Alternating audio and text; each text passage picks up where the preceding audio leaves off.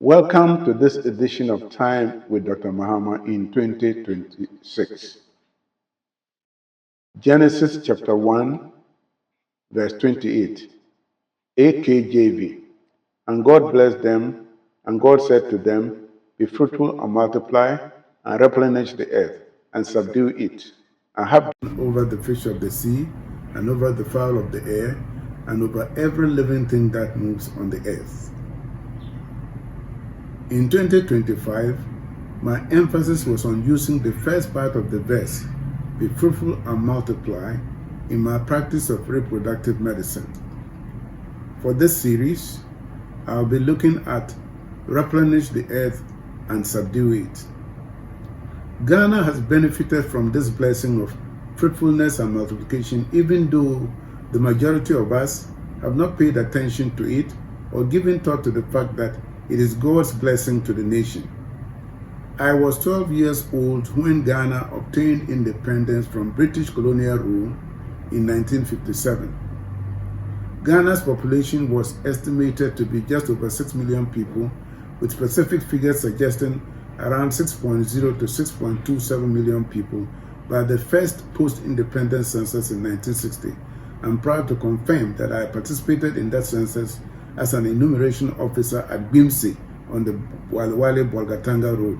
Today, Ghana's population is estimated to be 35.3 to 35.4 million people. We have been fruitful and we have multiplied. Considering the population of Ghana at independence, we have multiplied almost 6 times to now have a population of 35.4 million people. Be fruitful and multiply.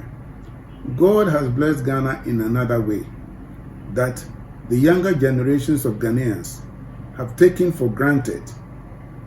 In the West Africa sub-region of Africa, Ghana, unlike Nigeria, Liberia, Sierra Leone, and Ivory Coast, has not experienced civil war. These other countries have experienced civil war. The Nigeria-Biafra War occurred in 1967 to 1970 with almost 1 million people killed.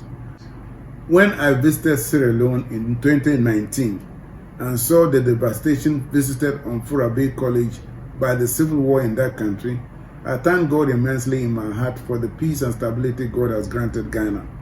God has blessed Ghana immensely because Ghana has played the role of peacemaker in the sub-region.